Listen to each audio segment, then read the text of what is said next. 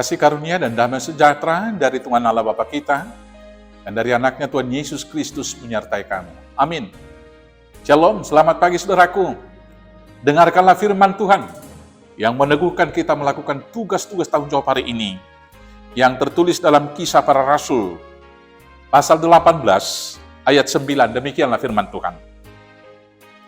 Pada suatu malam berfirmanlah Tuhan kepada Paulus di dalam suatu penglihatan, jangan takut, teruslah memberitakan firman dan jangan diam.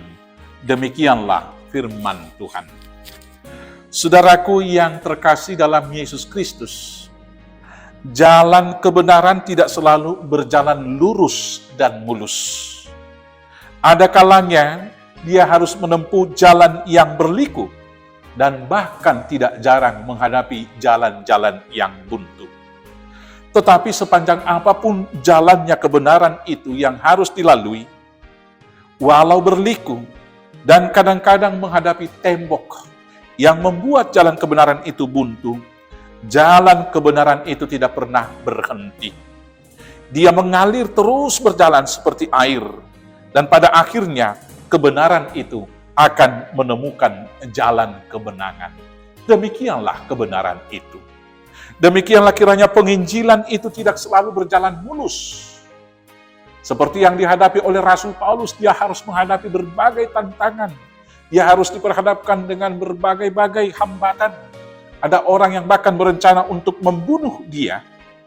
Dan tentunya itu, bila diperhadapkan kepada pribadi-pribadi kita, ada kalanya membuat kita menjadi jemu, membuat kita menjadi takut, membuat kita menjadi pesimis, membuat kita mau berhenti. Dalam situasi yang demikianlah firman Tuhan berkata kepada Rasul Paulus di sini. Tuhan Allah berkata di dalam penglihatannya, jangan takut, teruslah memberitakan firman dan jangan diam. Dan dalam firman Tuhan ini kemudian dilanjutkan, karena Allah juga memakai orang-orang yang dikasihinya untuk membantu, menolong, dan menyertai Paulus di dalam pemberitaannya. Di dalam perikop bacaan ini, boleh kita baca dan boleh kita lihat itu, bahwa Tuhan memakai yaitu Krispus, kepala rumah ibadat, untuk menerima dia. Bahkan Galileo juga, atau Galileo, yang adalah gubernur Akhaya waktu itu, tidak bersedia menimbang perkara Paulus dengan Yahudi. Artinya, Tuhan turut bekerja untuk mendampingi hambanya dan melepaskannya dari kecelakaan dan membuka jalan bagi kebenaran dan Injil tersebut. Karena itu saudara-saudaraku yang terkasih dalam situasi yang sekarang ini juga, jangan kita pernah takut memperkatakan kebenaran dan jangan pernah berhenti dan diam untuk menyuarakan kebenaran itu sendiri.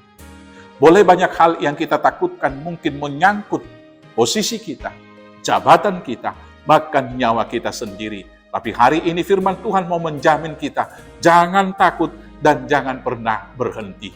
Kebenaran itu akan berbicara sendiri, karena Tuhan Yesus juga pernah berkata, jika murid-murid Tuhan Yesus diam, maka bahkan batu-batu sendiri juga akan bersuara menyeru-nyerukan namanya. Maka jadilah kita menjadi anak-anak Tuhan, menjadi batu penjuru yang hidup, bukan menjadi batu yang diam, yang mendiamkan penindasan di sana-sini, yang mendiamkan penyelewengan akan firman di sana-sini, yang mendiamkan hujatan juga kepada Tuhan Yesus. Tapi mari kita bersuara, menyaksikan Injil, menyaksikan Kristus dalam kehidupan kita, dengan perkataan, tindakan, dan perbuatan-perbuatan yang nyata, sehingga banyak jiwa yang kemudian ikut memuji Tuhan. Selamat bersaksi, Tuhan Yesus memberkati. Amin. Terima kasih Bapa. Ialah Tuhan meneguhkan, menguatkan kami tetap menjadi saksi Tuhan, tidak takut menghadapi dunia, dan tidak pernah diam menyuarakan keadilan dan kebenaran dan Injil Tuhan di dalam kehidupan kami. Maka sertai kami melakukan tugas itu hanya dalam nama Yesus Kristus Tuhan Juru Selamat kami yang hidup. Amin. Selamat beraktivitas. Tuhan Yesus memberkati. Horas, horas, horas.